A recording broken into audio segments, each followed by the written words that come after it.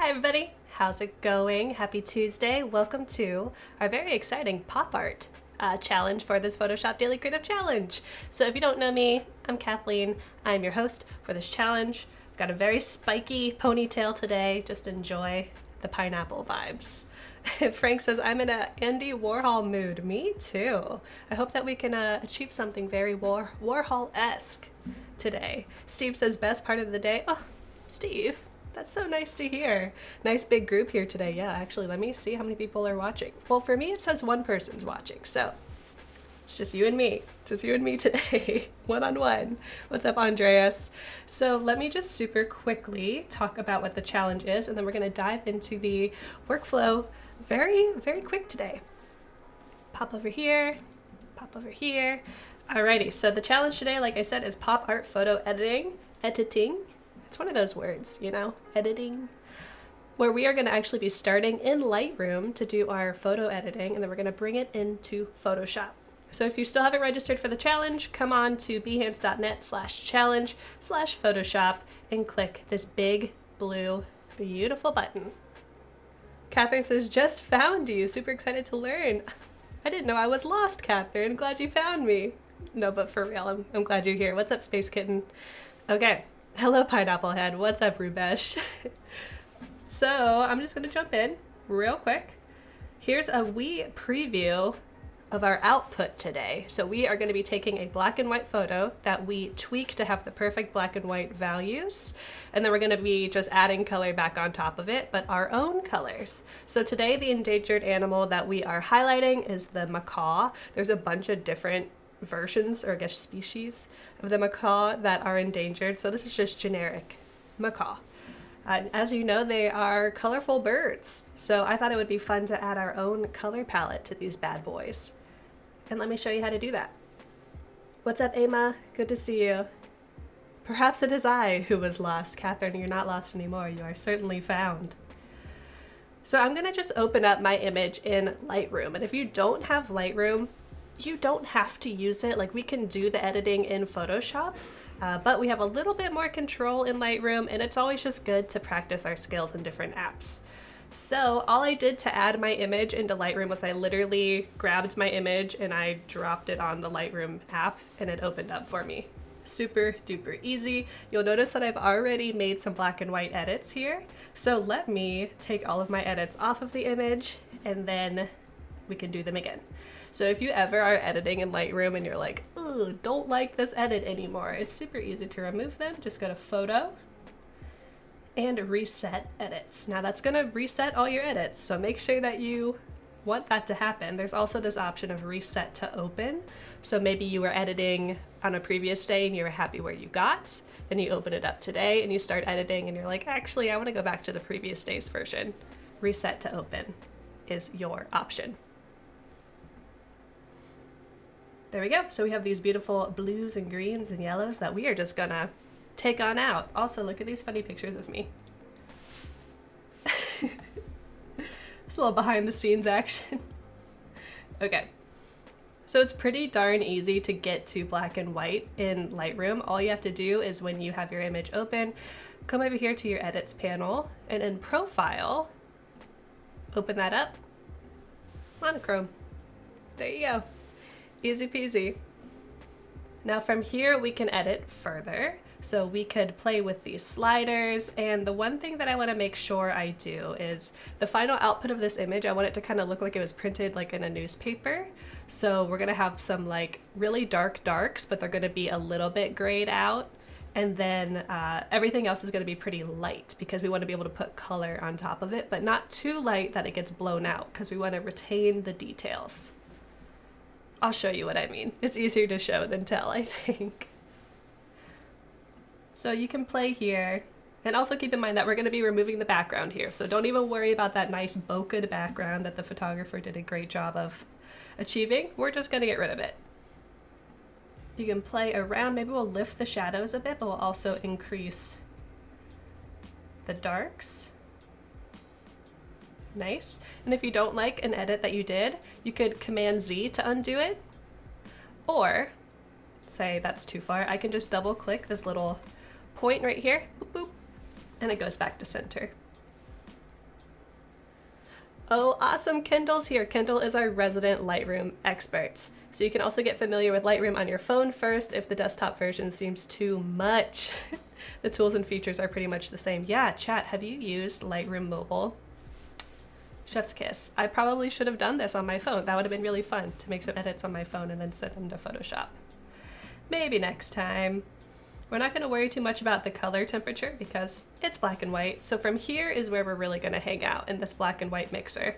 So I'm going to keep in mind the colors that were in my macaw. There's blue and yellow and green.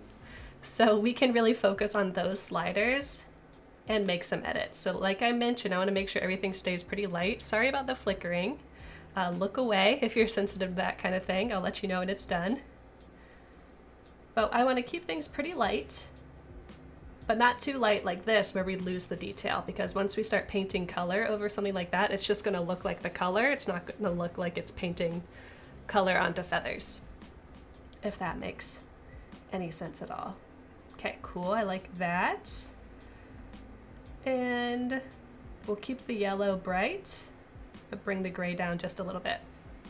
So down here in effects, since I want to make this look like it was printed in a newspaper, we're going to kind of blow out some of these sliders. Usually you don't want to go like from one end to another on a slider. That's usually too heavy-handed, but this effect is meant to be heavy-handed. So for example, for the grain, all the grain please. We'll take all of it. Thank you very much. The whole silo.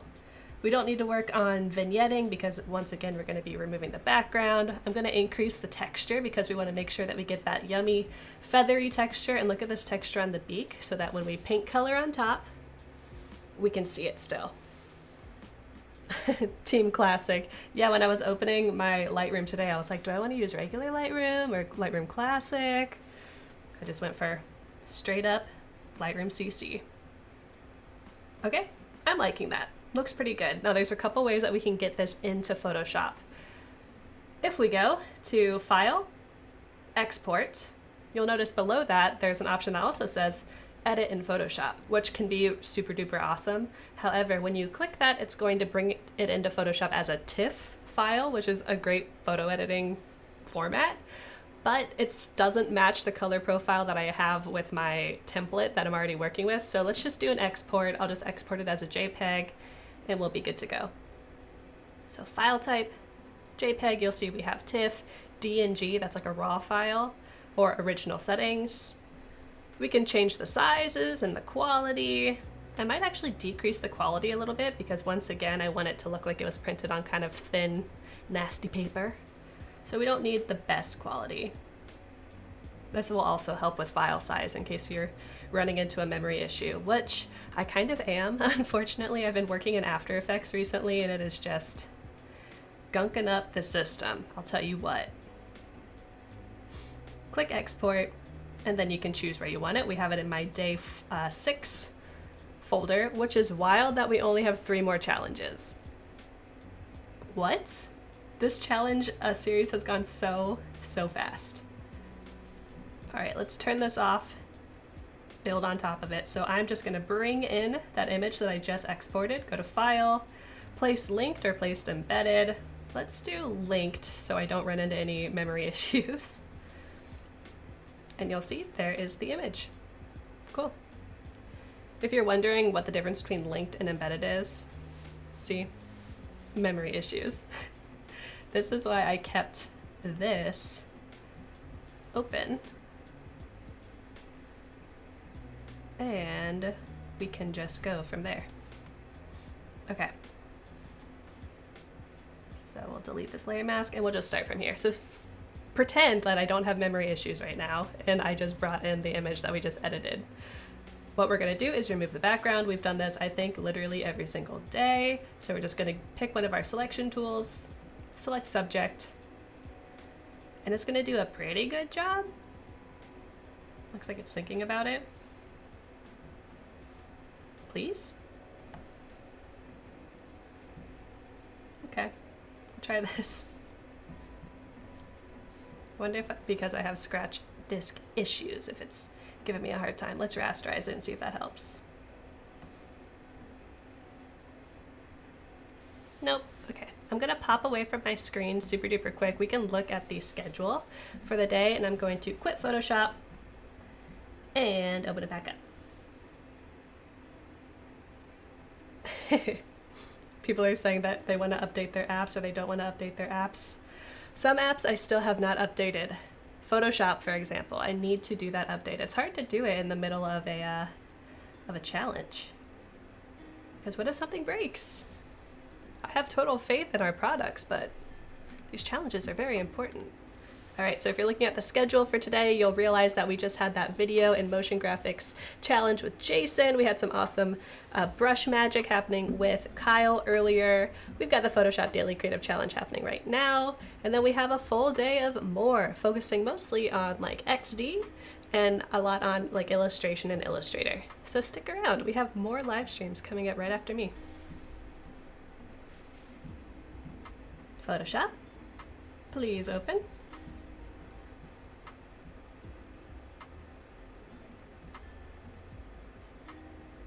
I think we're good. I'm still here, don't worry. Mia says, my Photoshop is updating right now. It's slow going. How long has it been updating?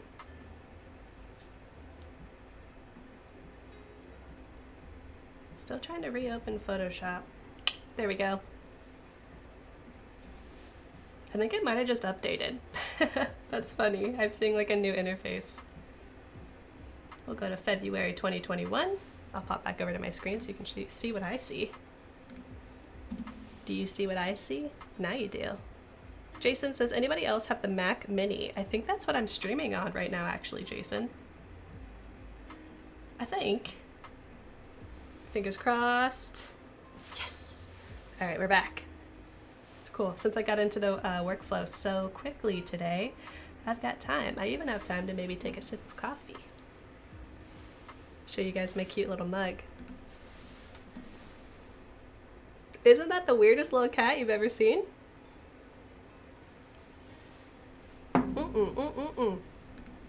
What are y'all drinking? Don't forget to hydrate. And then caffeinate. Okay, so we're back. Let's delete these layers. We've removed the background, so I just did select subject and clicked layer mask. Let me just rasterize these just so we don't have to worry about them. Cool. Okay, so we have our nice black and white image that we carefully edited in Lightroom in Photoshop now. Ooh, Catherine's drinking yerba mate. Yum. I love mate. I don't think I've ever had actual like yerba mate, like in the little cup with the metal straw. Looks pretty good though. So the way that we're gonna add our colors back into our now black and white bird is I'm just gonna make a new layer, come down to my layers panel, click that button, that'll make a new layer right on top, and you know we're gonna do a clipping mask. I think we've also done clipping masks every single day. So I'm gonna right click on it, create clipping mask, and that is just going to link this layer onto my black and white bird so that when I scribble on it, it doesn't go outside the lines. If only we have this with coloring books. By the way, side note, did you guys like coloring books when you were little? I honestly got kind of bored of them. I was like, why am I just coloring this in? I'd rather draw the drawing first. Uma is drinking water at the moment. Nice, very smart. So the way that I'm gonna add color to my bird is I'm going to take a nice textured brush. So if you open Photoshop just by default, which I'm pretty sure my app just restored all the default settings, so this is what you should see. You can open these dry media brushes and pick something that has some nice texture, maybe the Pastel Palooza, maybe the Ultimate Charcoal. And you can also check out these. There's some other nice ones from Kyle Webster, as well as the special effects brushes. So maybe we'll even use these screen tones since we're working on kind of a pop art style. But first, let's fill in everything with a Pastel Palooza up here at the top. We can edit the settings of our Pastel Palooza by clicking this little brush folder at the top. And here we could change the size and how colors or the brush meshes together and if it has any wet edges or anything like that. But Kyle did a great job designing this brush, so I'm just gonna keep it as is. Clever says, I'm drinking my golden oolong tea today. Oh, That sounds amazing. I just have normal oolong. How do you get golden? Do you have to win it? Get first place? Mariana says, I did not like coloring books at all. Team anti-fans of coloring books, unite. It's not like I dislike them, I just thought they were boring. Okay, so we are in our clipped layer. I have a nice green selected. I've opened up my color panel. And I'm just gonna start painting in here. And you're gonna say, Kathleen, that doesn't look very good. I know, don't worry. First thing we should do is just fill in large areas. I'm gonna kind of concentrate the same color on the same value. So you'll notice that I covered the green in places that were kind of like that mid-gray. Maybe some down here. Maybe extend this a little bit. I'm gonna make my brush a little bit bigger. Let's go for some blue. I'm gonna keep my colors pretty saturated and light because when we change the blend mode, hint, hint, we're gonna be changing the blend mode. I want my colors to stay bright and not get any darker. So, filling these colors in. Don't worry, this can be super messy, and then once we actually mesh it with the photo, you can see if you like it or not, and we can change anything that you want. Mercurial says, I only liked coloring books with cats. That sounds exactly like me. I was such a cat girl as a child. Thought I was a cat. Probably kind of was, to be honest. Make the beak yellow. Let's get some, maybe a bit of a more royal blue in here. Nice. And since all of these colors are kind of like that coolish color tone, let's bring in a pop of pink just for fun. So maybe we'll add some there, there, there. And then I want to make sure that I bring some color to the eye as well. Okay, we have our Technicolored macaw. Now let's change the blend mode of our layer. So I have my color layer selected. I'm going to come up here to the blend modes, and this is where we can play and preview our options. Ooh. I like these options because they kind of harken back to that newspapery texture. So the ones that kind of push some color in and out. Overlay looks nice. Honestly though, color might be our best option because it literally just puts that color on top of the image. And that's why I mentioned that I want to keep things pretty light, because if they're too dark, like here, then some of the details will start to disappear. So from here, I can come back in, maybe add some oranges, maybe in some bigger colors. Ooh, that's fun. Could make the whole face orange. Command Z, undo, not a fan.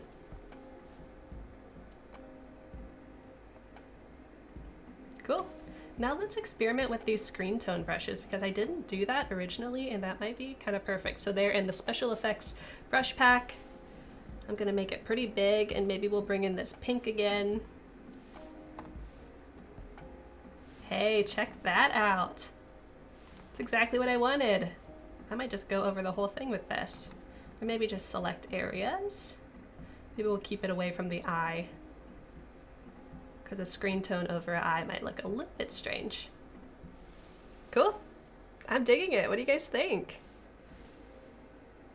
Rubesh says, I'm going to become a macaw person, by the way. A cat person, a macaw person. Okay. I'm digging it. So the last thing that I did for my work before we get out of here for the day is I added some of these background shapes. I will show you what I mean. I made a new layer. Don't have to clip it to anything this time. I know, surprise, surprise. And I'm just going to use the lasso tool. You could use the polygonal lasso tool. Let me zoom in a little bit. Polygonal or just the normal lasso tool. And we're just going to make some cool organic shapes in the background that kind of feel like a sunburst coming out from behind the bird, because we have such nice texture in here and then the background is just a flat field of color. I want to add a little bit of that movement into the background, but in a non-distracting way. So it's totally okay if your selections are wiggly and wonky and shaky, because they're going to kind of look like cut out paper if they look that way. Just gonna go along here, keep selecting all the way around. I think the lasso tool is one of my favorite tools in Photoshop. I feel very comfortable with it. Not saying that I'm good at using it, but like it feels intuitive to me. I know everybody has kind of a different way of creating, but I definitely think like in this shape kind of collage-y style. So the lasso tool is perfect for me. If I wanted to go to the polygonal lasso tool, all you have to do is long press on the lasso tool options, select it, or you could do Shift L to kind of cycle through them. So maybe we want something that has a little bit harder of an edge. What's up, Shog? How you doing? We are almost out of here for the day. I'm just gonna make one more shape and then stop where I am so we can get this exported and uploaded onto Discord before it is too late. I'm gonna use the same color as the background. I'm just using the eyedropper tool, and I'm gonna do Command Delete. That's gonna fill my layer with my foreground color. So sorry, Option Delete or Alt Delete. There we go. I'm gonna change my blend mode, maybe to overlay. That's just gonna give a little bit of texture in the background, and you could play with others as well. Maybe divide is better, that's a little bit lighter. So now we have a little bit of movement going on. I like that. Cool. Okay, very last thing I'm gonna do, super duper quick, is I'm gonna make another new layer. I'm gonna choose mid-gray as my background color, foreground color. I'm gonna fill it with Option Delete. I'm gonna go to Filter, Noise, Add Noise. I'm gonna add a bunch of noise. Gaussian or uniform, whatever you want, but monochromatic is probably your best option. And that's just gonna make a layer that is just filled with noise right here on top of everything. Drag it to the top.